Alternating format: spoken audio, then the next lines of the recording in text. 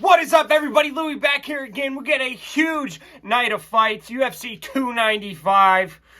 The light heavyweight weight class, 205 pounds. Another vacant title. You got Yuri Procházka coming back from a horrible injury, taking on Alex Pereira, trying to go for his second belt in as many fights. I mean, it's going to be violent, probably. The 205-pound weight class has been struggling. Hopefully somebody can become champion and there can be some stability there, but probably not. And then John Jones got injured. So you got the next best matchup at heavyweight. Sergey Pavlovich taking on Tom Aspinall for the interim title. It's not the real championship, but maybe we'll get some clarity and some stability in heavyweight as well, because it's been a while since the belt's been defended. And then you got it's not even low-key. You just got the most violent fight of the night, probably. You got Matt Frevola and Benoit SAINT-DENIS at lightweight, both trying to get into the top 15-ish area. Both guys have been violent, and they're going to clash. What happens when an unstoppable force meets an immovable object? I think we're going to find out. So, let's just get right to it. First fight of the night. At 145 pounds, men's featherweight, Denis BUZUKJA taking on Jamal EMMERS. BUZUKJA took on Sean Woodson his last fight. In the first round, he's able to land a counter right overhand in the pocket, but then he's able to cut him off on the fence, lands a body kick and a 1-2, but then he gets clinched up and stops his momentum. But then he's able to eat some body shots, does some kicks up against the fence from the clinch, and he takes a bad shot, and then he gets caught in a front headlock and gives up his back. Then he's able to swim out and land some nice ground and pound, kind of trying to make up for that. Then in the third round, he's able to get a body lock trip attempt. He goes forward, but it gets stuffed, and then he gives up his back, and he's able to throw a nice 1-2 down the middle, gets a double to the fence, but then he gets taken out of the body lock trip on the counter, and then he eats front face kick up against the fence and a 1-2 in the pocket. So he kind of had his moments, but he just wasn't able to get his wrestling going. And Sean Woodson is just a sniper, and when he gets going, he's kind of untouchable. Then Jamal EMMERS took on Jack Jenkins his last fight. In the first round, he rips the body, and he lands some teeps whenever he gets pressed into. Then he's able to land some jabs, and he wings some hooks, and he lands a nice combination in the pocket. And then in the second round, he lands a 1-2, backs up. But then he gets clipped with a couple counter hooks on the exit, not having his hands up. And he's able to land a left and right to the body and the head success combination. Then he's able to land a counter hook or counter cross off the hook, but then he eats a couple body kicks when he's circling on the outside. But then he gets taken down from a missed back fist, which is just inexcusable. But, you know, whatever. Because you're giving up the takedown. You didn't even need to throw a back fist. But then in the third round, he gets a single to a headlock takedown off the fence. And then his headlock attempt gets stuffed on the second time. But he's able to step over and reverse it eventually. But yeah, so he's able to get a takedown in the third round. He just doesn't do enough with it. He definitely won the third round, but not enough damage, so he was down 2 rounds. Jamal EMMERS minus 270, Denis BUZUKJA plus 220. I don't like Jamal EMMERS at minus 270. I bet Jack Jenkins against him. Denis BUZUKJA isn't really anything special, but I'm just not putting minus 270 on Jamal EMMERS. It just doesn't really make any sense. Denis BUZUKJA, you know, he showed promise. I think he took the fight on short notice. Sean Woodson's pretty good. And he hung in there, man. And he's only getting it better, plus 220. I like Denis BUZUKJA, and his last name is BUZUKJA. Second fight of the night, 125 pounds, men's flyweight. Josh Van taking on Kevin BORJAS. Josh Van, his second fight in the UFC, is his debut. He took on Zhalgas Zhumagulov. Not an easy out for a first-timer.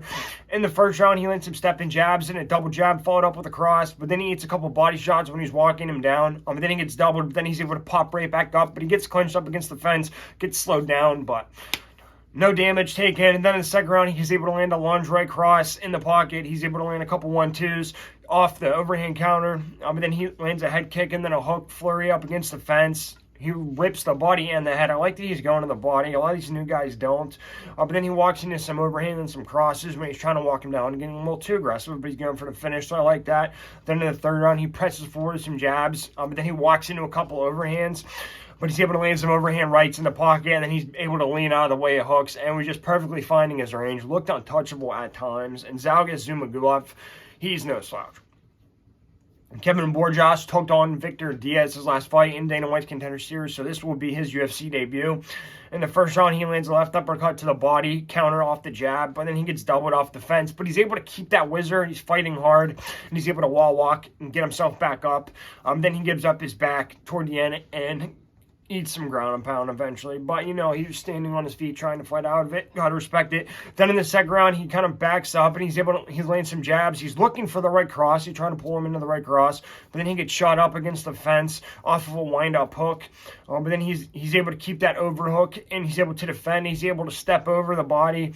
But then he gets taken down on the fence. But then he's able to use the underhook to elevate the leg. It hits a beautiful sweep. When his back's up against the fence, so he put himself in a good position. Then he lands some jabs and some crosses and uppercut to the head and the body. And just really hitting all targets. And then in the third round, he throws a 1-2, and then he rips the body, and he's able to follow up with a knee to the head.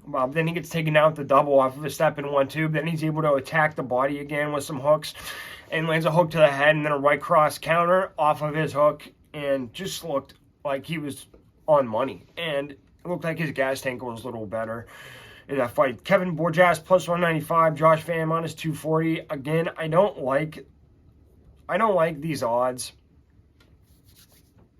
but Josh Van, I bet him against Zalgas, and he looked amazing. And that was his first fight. I think he's only going to get better. He's 22 years old. His boxing looks crisp. He can defend rest. He can defend the takedowns. Kevin BORJAS, I don't think his cardio is going to hold up in the third round, but Josh Van can go all day. He has power later on in the fight. Minus 240 is a little steep, but I'm going to go with Josh Van. I knew there was something special. Third fight of the night, 135 pounds, men's bantamweight, John Castaneda taking on KANG. John Castaneda took on Murat Gafurov his last fight. In the first round, he eats some body and head kicks at range, but he's able to start sitting down on his straight lefts whenever he gets pressed, really cracking him in the face. But then he drops him with the head kick, followed up with rushes him with the right hook. Does a lot of damage. And then in the second round, he gets pressured with some overhands and some hooks in the pocket in the clinch situation. But then he's able to get the body lock trip. He's able to take the back. And then he's able to swim him off. But then he slides off the back and jumps on it too early. But then he gets rocked with a couple left hooks, gets cut off on the fence. Then he eats a hook flurry in the clinch, but then he's able to land a counter 1-2. Then in the third round, he's able to stuff the double leg, hits a switch sit, and is able to get out of the position. He's able to stuff a shot up against the fence, and he's able to get the underhook, get into the clinch, and then he's able to complete a double leg takedown off the fence, gets a couple mat returns, gets mount, lands some ground and pound to end the fight. Couldn't ask for a better end to it. I didn't like that he pulled the guillotine when he had him hurt, but Kang took on Christian Quinones his last fight. In the first round, he looks for some lunge jabs. They're a little too short, and then he gets clipped with a couple hooks in the pocket. But then he eats an overhand and an uppercut at range. But then he's able to drop him with some counter hooks. Whenever he's just kind of backing up, throws a counter hook. And then he's able to get the RNC, throws it in standing. But then he's able to get him, able to transfer to mount. And then he's able to get his back again, gets the figure four, gets a rear naked choke submission. Did he get a little bit lucky? I wouldn't call it lucky. I would say, you know, maybe he didn't think he was going to hit him, but, you know, that's what happens if you're defending yourself. You throw, maybe something big happens. That's what happens. Kang plus 110, John Castaneda minus 130. I'm going to go with Kang. I don't know. I think it's a close fight. I like the even money, basically.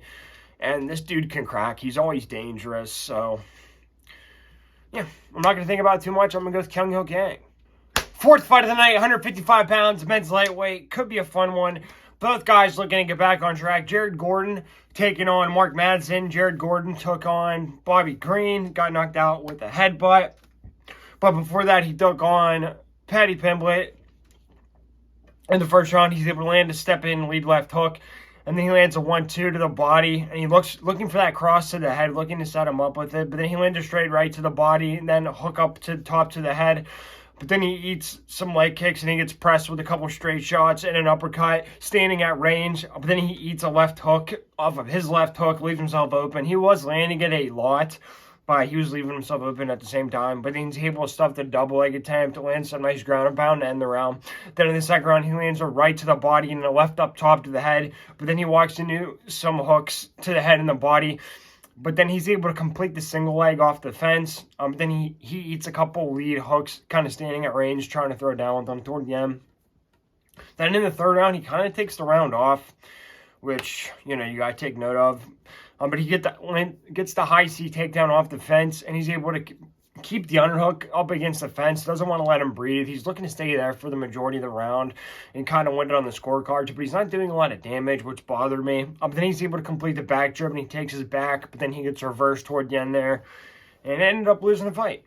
Mark Madsen took on Grant Dawson his last fight. In the first round, he lands a triple jab and then a straight right, drops him. But then he gets taken down with a single, and he's able to, and he gives up his back, unfortunately. But then in the second round, he's able to give the single leg off of a step in, just kind of oversteps his bounds, gets his hips over top of his legs. He tries to kick away a lot. He fights like hell to get that leg down to the ground, but then he eventually gets taken down. But then in the third round, he gets dropped with the leg kick, and then he eats a hook, and then he eats some more leg kicks. But then he's able to slip under the right hook, and he's able to land a right hook of his own. But then he gets dropped coming in with a leg kick, and he gives up his back, gets rear naked choked and submitted. So, you know, put up a good fight, but he's just kind of one-dimensional. And Grant Dawson was able to take him down. So his striking is not that great. Mark Madsen plus 180. Jared Gordon minus 220. This is a really tough one. I think Jared Gordon's probably going to win, but Mark Madsen at plus 180 against Jared Gordon, a grappler, I really don't know. I want to bet Jared Gordon, but that price tag's too high. I think Jared Gordon has a slight advantage in the striking.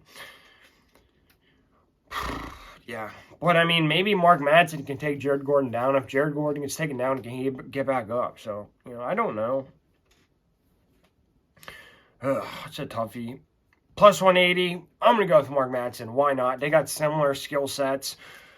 You know, that price tag is just too much. Maybe Mark Madsen can clinch him up and take him down with the body lock trip every time, or a big lift. Who knows? Plus 180, I'm going to go with Mark Madsen. We will see what happens. Fifth fight of the night, 155 pounds, men's lightweight. Nazim Sadykhov taking on Vyacheslav Borshev. Should be fun one, too. Up-and-comers. Sadykhov took on Terrence McKinney his last fight. In the first round, he gets shot against the fence, and he gets taken down with the body lock trip, and he gives up his back and gives up the body triangle. But then he's finally able to press that lock on the side of the mat, gets his weight onto that side, then he's able to turn into him and reverse. You rarely see that actually play out. But then he lands a left hook and a cross, but then he gets clinched up.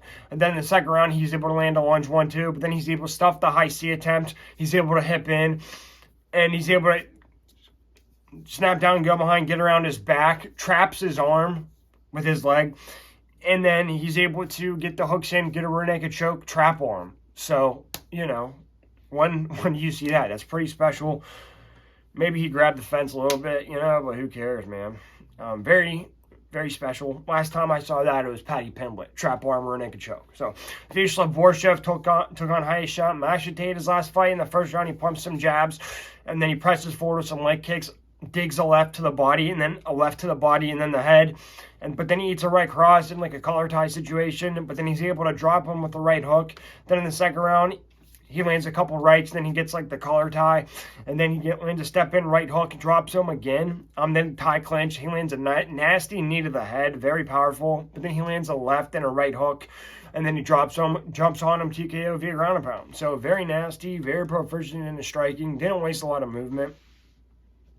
Vyacheslav Borshev plus 105. Nazim Sadykhov minus 125. This is a tough one. It's a toss-up. I just think Nazim's going to have the advantage in the wrestling. And Vyacheslav, he is powerful, but I think you have to kind of let him get going. I think if Nazim can pressure him and clinch him up and get in his face, I don't think he's going to be able to find that perfect range to land those big shots. It's a coin flip. The line isn't that wide. Minus 125. I'm going to go with Nazim Sadykhov. Why not? I think he shows a little bit more promise. Beating Terrence McKinney is a very good sign for me. Sixth fight of the night, 155 pounds, men's lightweight. Mateus Rebecki taking on Roosevelt. Bout money Roberts. Roosevelt back in the UFC. Big opportunity for him here. Mateus Rebecki took on Loik Radzhabov his last fight. In the first round, he rips the body up against the fence. He's able to slip the crosses and then keeps pressuring forward. He's able to land some inside leg kicks, but then he lands an overhand and gets a double, rips it off the fence, but then he drops him with the leg kick, gets in the crucifix position. Then he tries to go for the straight armbar on top, which is pretty creative, and he was not wasting any time. He had like 10 seconds left and went for a submission, so I liked seeing that. And then in the second round, he's able to chase him down, land some leg kicks, up, and he gets him up against the fence. He lands some jabs and some overhands, and then a couple combos. He gets some, he like kicks him so much that Radzhabov has to stand up against the fence, basically. He lands it, and he's able to rip the body. He makes sure to hit the head and the body, and then he drops him with the left cross and just gets the KO because the ref had seen enough. I think he dropped him wobbling him a couple times with the leg kicks. Just a slow, systematic breakdown, and it was just a beautiful performance. Roosevelt Roberts took on Alex Almeida in Eagle FC's last fight. In the first round, he gets clinched to the fence, but he's able to stuff the inside trip attempt, and he's able to get on top. He tries to go for the guillotine, but then he gives up his back, and he gives up both hooks, but he's able to defend the armbar attempt, and then he's able to get on top, able to sweep. Then he lands a jab and an uppercut, and then lands a knee to the head whenever Alex pulls guard for some reason. So I doubt Rebecki's going to be doing that. But then in the second round, he gets taken out with the body lock trip off of the fence, but then he's able to land a sweep with a leg lock. He's able to use that to reverse, which is very creative. Then he gets caught in an armbar, kind of deep, but he's able to defend it. Then in the third round, he lands some jabs and some crosses, rips the body up against the fence, lands a bunch of flurries on the fence, like hooks, uppercuts, rips the body. And it looks like if he kept doing that, if he kept hitting him with those combos, he could have maybe got a TKO, but he clinched him up every time, which is like bad IQ, so that's kind of troubling. But then he finally gets clinched up toward the end, and yeah, I just think that's basically what happened the whole third round. He was landing combos. When he was standing up against the fence, he was hurting him, but then he clinched up and he broke up his own momentum. So I don't know what the hell that was about. Roosevelt Roberts plus 440, Mateus Rebecki minus 600. Yeah, I'm going to go with Mateus Rebecki. Roosevelt Roberts, I just don't think he has, like, a path to get an upset victory. He's coming in on short notice, and he's not that powerful. His wrestling's okay, but, you know, Rebecki seems like he might have the better wrestling, to be honest. And I think Rebecki hits a lot harder, so I'm going to have to go with him. You want to go, maybe the fight to go over 2.5 rounds, plus 170, maybe. But I don't know how Rebecki would win. I would say probably a knockout. Mateus Rebecki by knockout, plus 120, not even that big, or, you know, so. But just Mateus Rebecki. Maybe it's one you just kind of skip. Co-main event of the prelims at 115 pounds, women's strawweight. You got a very important matchup, top 14 and 15, trying to break into the rankings, trying to see who's going to be the next person to rise up in this tough weight class. Tabitha, Baby Shark, RICCI take on Lupita, GODINEZ. Should be fun one, could be violent, could be boring, but I'm excited. Both women have been on a tear. RICCI took on Jillian Robertson in her last fight in the first round. She gives a leg off a step-in blitz, but then she's able to defend the single leg pretty easily. And then she gets a body lock trip, but it's not able to hold her down very long. Doesn't necessarily want to. Jillian's good on the ground, but then she kind of circles on the outside. She lands some lunge-in jabs and some straight shots. Then in the second round, she lands some leg kicks and some lunge-in jabs or a straight, but she just kind of stays on the outside and tries to, like, just touch her, basically. Just tried to pick her apart on the outside. Doesn't do a ton of damage, but she lands. But then she lands straight to the body, fall into the head. But then she gets pressed with a couple jabs. But then she's able to counter to the body. Then in the third round, she gets taken down with the snatch single. But she's able to pop right back up. And then she lands a right uppercut, followed up with the left cross. And then a right cross. And then blitzes forward. And she's able to land a straight flurry in the pocket. She eats a jab on the way in. But, you know, she just had a lot more activity. Didn't do a ton of damage, but she did something. So... And then Lupita GODINEZ took on Elise Reed her last fight. In the first round, she gets a tie clinch, hits a elbow pass by, gets her on the back standing, and then gets the outside trip. And then back on the feet, she drops her with the step-in left hook, just winds up and just cracks her. And then she's able to take her back, goes for a rear naked choke attempt to a top armbar. She was not letting her rest. Then the second round, she gets pressed. Whenever she's able to land a body kick, but then she's able to get the tie clinch. So she gets pressed, eats a body kick, but then she's able to grab the tie clinch from there. She kind of walks right through it, and then she's able to get a hip toss. And then she lands a straight flurry up against the fence, and she's able to get a double to the front headlock. Then she gets the outside trip from the front headlock. She's able to take the back, rear naked choke, submission. And then she has this time where she rips the double right off the fence, picks her up, and slams her like WWE, and it was great. Lupita Godinez, -185. Tabitha Ricci, +155. Yeah, still, Lupita Godinez looked dominant in her last couple fights, but sometimes she doesn't wrestle. And I don't know if you can trust her quite yet, especially with the level up in competition. And it's still top 15, lower 15 women's fighting, so anything could happen. +155. It's a nice little price tag. I'm going to have to go with Tabitha Ricci. I don't know how, but I'm not going to bet Lupita at -180. Not yet. But I hope maybe she can prove me wrong. But I hope it's a great fight. Main event of the prelims at 125 pounds, men's flyweight, number 14, Steve ERCEG, making a splash in his UFC debut, taking on Alessandro Costa. Was supposed to be Matt Schnell. Alessandro stepped in on short notice. Should still be a fun fight. Big opportunity for each guy if they can get a finish. Prelims on a big fight card. Big opportunity. ERCEG took on David Dvorak in his UFC debut in the first round. He throws the overhand right, and then he's able to land a left hook in like the collar tie position, but then he eats a cross off his jab. Then in the second round, he eats a right cross off of a lunge in jab, oversteps a little bit, but then he's able to land a left to the body and then a right cross up top to the head. And then he lands a head kick, drops him, and then he pulls guillotine, which was a big mistake. He could have finished him. So, I don't know why you do that. But then in the third round, he lands a 1-2 at range, but then he eats a check hook off the left, and he's able to land a nice uppercut to the body, but then he gets doubled off of a load-up hook. Just kind of steps back and takes too much time to load up, but then he's able to complete the blast double off a hook, and then he's able to get to his back and just kind of finish out the fight. So, wins the decision. I thought he maybe could have finished him, but he didn't, so that was concerning. And then Alessandro Costa took on Jimmy Flick. And in the first round, he rips the body, lands some leg kicks, left and right hooks to the head and the body. Just lead right hooks to the left and right hooks to the head, but then he lands a leg kick, and then he stuffs his single leg up against the fence, and then he lands a left to the body, and then a straight right up top to the head. Then in the second round, he wobbles him mysteriously with a leg kick, and then he sprawls off a shot, gets half guard, ground and pound TKO. He just killed this guy with leg kicks, unfortunately, and hit the ending sequence to get the ground and pound finish was just nasty. It was elbows. It was strikes all the way up. It was a full wind up on the strikes. It was just nasty, man. Alessandro Costa +165. Steve ERCEG -200. Again, this is another tough one. I don't know how good Steve ERCEG is. I mean, he beat David Dvorak on short notice. But there's a couple, what if he ran out of gas and couldn't finish the fight, and he could have finished him in the first round and pulled the guillotine?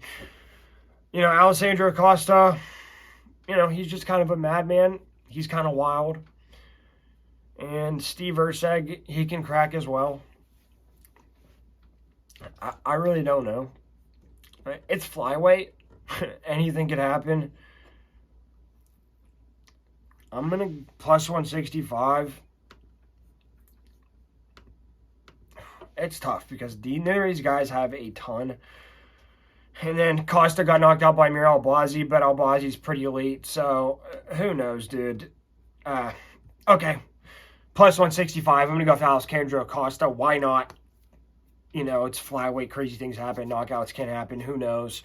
+165. Let's take some underdogs. The whole fight to go under 2.5 rounds. +105. It's flyweight, baby.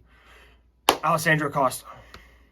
First fight on the pay-per-view, 145 pounds, men's featherweight, Diego Lopes taking on Pat Sabatini. Diego Lopes, 2 great performances in the UFC. He's trying to establish himself as a real player. He took on Gavin Tucker his last fight. In the first round, he pulls a triangle to an armbar. He's able to use a sweep. Armbar sweeps him and just kind of breaks his arm on the transition and broke his arm. So that's unfortunate. But before that, in his debut, he took on Movsar Evloev. In the first round, he rocks him with some counter hooks off of a blitz, but then he gets taken down off of a leg kick, and he tries to set up the triangle, but then he eats some ground and pound first troubles. But then he pulls the armbar and gets a top arm bar. And it looks like it's pretty much fully extended, but his hips are a little bit past the elbow.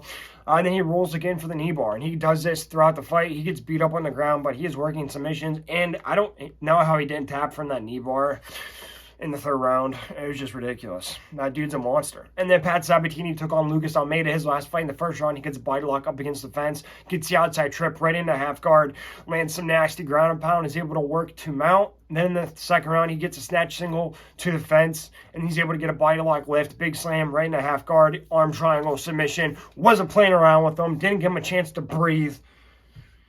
It was a good win after a tough fight. Pat Sabatini minus 120, Diego Lopes minus 100. I'm going to go with Diego Lopes. Pat Sabatini, very talented grappler, very technically sound. And so is Movsar Evloev on short notice.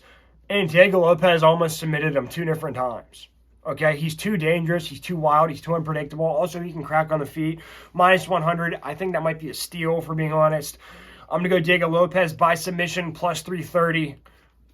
Diego Lopes is our emo king. Second fight on the pay-per-view, I think the most violent fight of the decade. 155 pounds, men's lightweight. Matt Steamroller Frevola, number 15 or 14, taking on Benoit SAINT-DENIS, the French mercenary.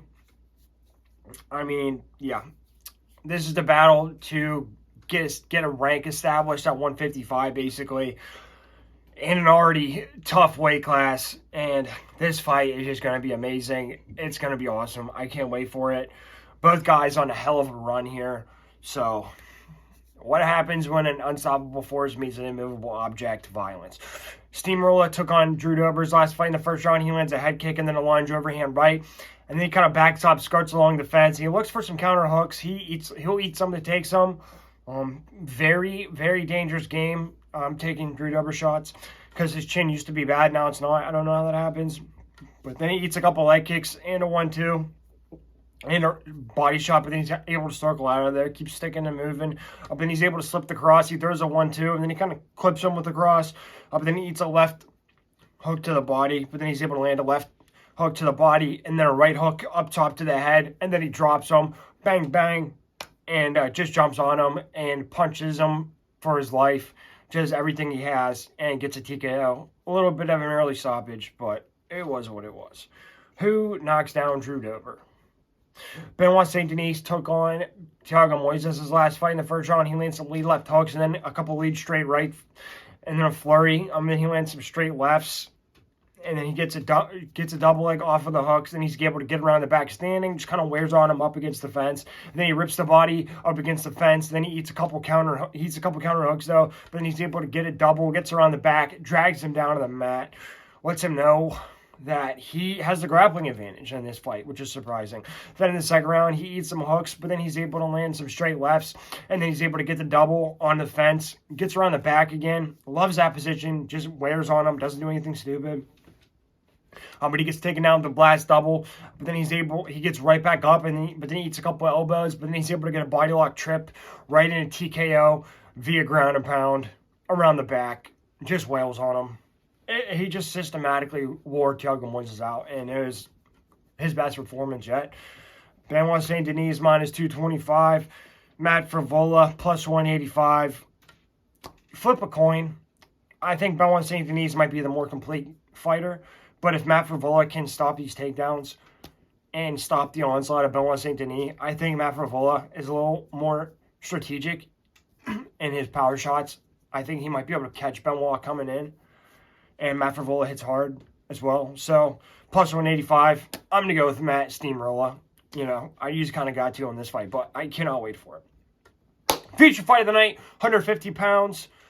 Women's strawweight, number 5, Jessica Andrade taking on number 7, Mackenzie Dern. Yeah, this one's very interesting. Mackenzie Dern, she was on the rise, lost one. She's on a second resurgence.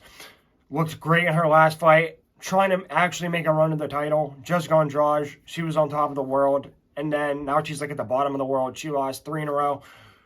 All to top talent, but it's still hard. I mean, Jessica Andrade really needs a win here. And I don't know if Mackenzie Dern is a guaranteed win.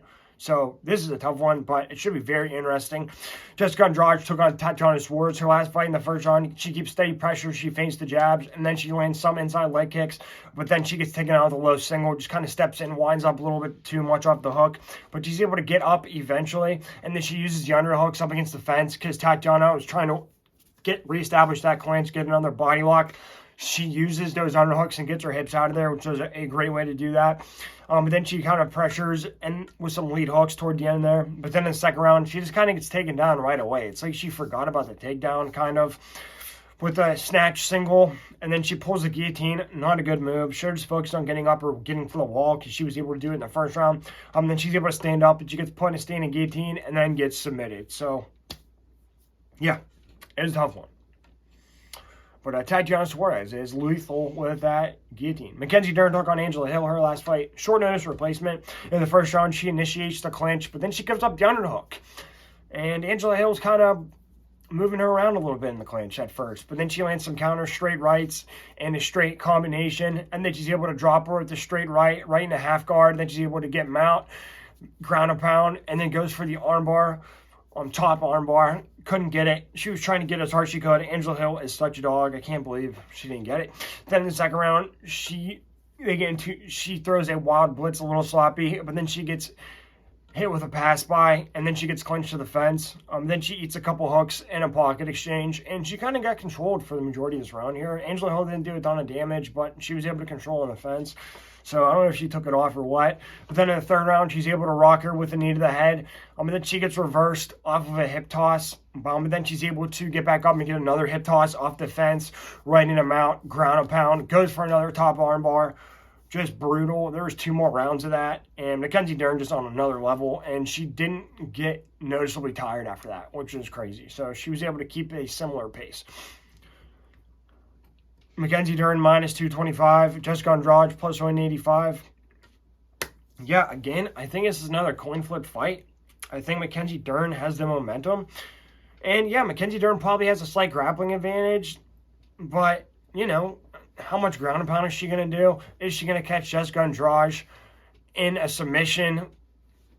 Can Jessica Andrade catch her with a big shot whenever Mackenzie Dern's rushing in a little sloppy? I don't know. It's not like Jessica Andrade can't grapple, you know. Her defense is decent. She's definitely been practicing it. She knows who she's going to fight. So, plus 185 is a little bit disrespectful. And is Jessica Andrade really going to lose another fight? I don't know, but it's a very interesting fight. But plus 185, I'm going to have to go Jessica Andrade. I'd say flip a coin, take the underdog, you know. So we'll see. Main event of the evening, 265 pounds, men's heavyweight for the interim strap. Heavyweight is very weird right now. Maybe this will answer some questions. You got number 2, Sergey Pavlovich, taking on number 4, Tom Aspinall, for the interim title. Hopefully the winner gets to fight John Jones. Probably not, though, but we'll see. But nonetheless, huge opportunity for each guy. Tom Aspinall taking the fight on 2 weeks' notice.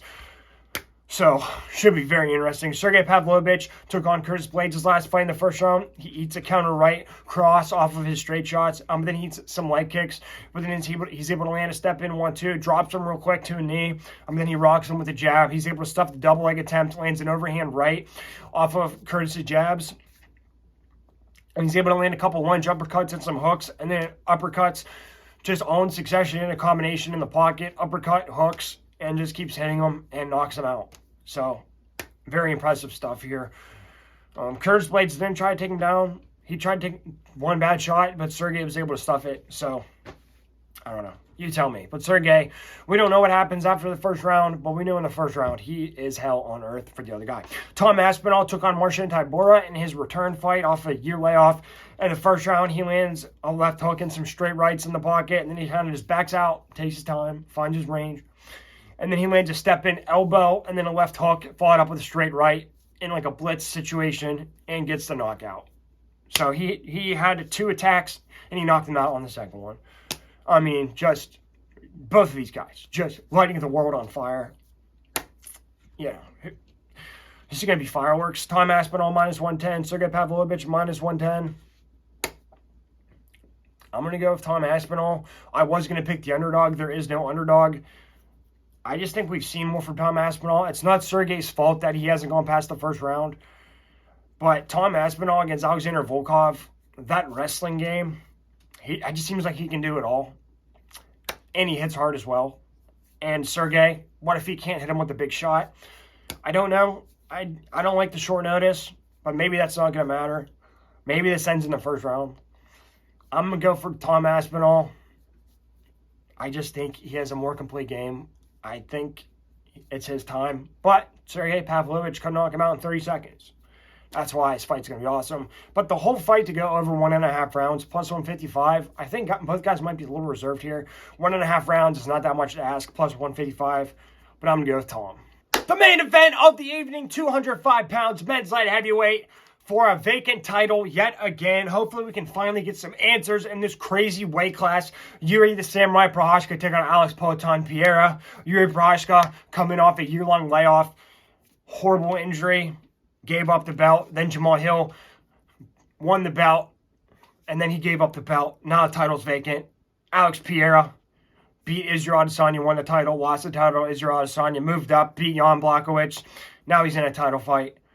Yuri beat Glover his last fight. Glover is Alex Pereira's best friend. He's training him. Couldn't find a better coach. I mean, just an amazing fight. Who knows what's going to happen in this fight? Two guys that are very violent, that can knock people the hell out. So, we'll see what happens. Yuri Procházka took on Glover Teixeira's last fight. In the first round, he eats some crosses off the body kicks, but then he's able to swim out the back when Glover tries to get his back, lands some hard ground and pound, makes him pay for it. Then in the second round, he lands a jab and then an overhand, and then another jab, a jump knee, followed up with some vicious uppercuts. But then he gets dropped with the left hook off of a jump knee.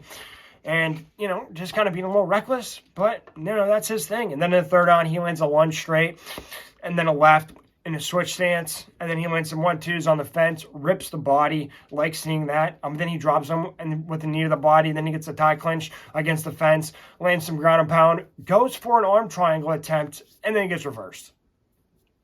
Not the most advisable against Glover Teixeira, but maybe it'd work on Alex, who knows. And there was 2 more rounds of this back and forth. Eventually, he gets that rear naked choke, no hooks, with like 30 seconds left to go. I don't think his fight's going 5 rounds. I don't think. It could, but... Then Alex Pereira took on Jan Blachowicz, his last fight, his first fight at 205. In the first round, he just kind of gets a standing guillotine when Jan shoots him against the fence. Not really much happens, to be honest. Not a great round. Then in the second round, he backs up, he lands some leg kicks, but then he eats, gets pressed with a left hook and some hooks off of his jab in the pocket. Then he's able to duck under the uppercut, lands a nasty left hook in the pocket, lands some jabs to the head and the body up against the fence. Really gets a striking going, but he was on bottom for a lot. But then in the third round, he gets pressed with the hook and a body kick, but then he eats a hook off of a blitz. But then he's able to land a step-in jab and a leg kick, and he lands a check left hook. And he was landing them leg kicks the whole fight. He was setting them up. And then he really picks it up in the third round. Really gets his shots off. You can tell Jan was tired. And, Alex looked tired too, but his conditioning looked okay. So, close competitive fight, I would say. But, Jan for your first fight at 205, no slouch. So, Alex Pereira minus 120. Yuri Procházka plus 100. Flip a coin. I don't know. The line's close. There's no big, sizable underdog. I always just had a feeling about Alex Pereira. Who knows how Yuri's going to look after the injury. Yuri might take one too many chances. I don't know. If anybody's got grappling, I would say maybe Alex does, because Alex has been training with Glover. I know Yuri can wrestle if he wants to. I don't know if he's going to. But I think if Yuri tried to take Alex down, he's not going to. But I think Alex might be able to take Yuri down. Who knows? I just think Yuri's a little too wild, and that's his gift and his curse. But I just think Alex might be able to catch him with something. And the one downside for Alex, his chin is not as good as Yuri's. Yuri's can take a shot and get right back up, basically. And then Alex, he might get knocked out cold with one shot. But Alex he knocks people out cold with one shot. So, who knows? I just always had a leaning towards Alex Pereira. So, we'll go with him. But nonetheless, it's going to be an amazing fight. All right, everybody. Thanks for riding with me. Appreciate it. Like, share, subscribe. Instagram, Twitter, Snapchat, all that stuff. Appreciate you following me. Leave a couple comments. Let me know what I could do better. Did okay last weekend. And I got some more underdogs this weekend. So, maybe we can get a perfect ticket. Probably not, but maybe. Let's see some upsets. Let's see some violence, and let's see some profits. Good luck, everyone.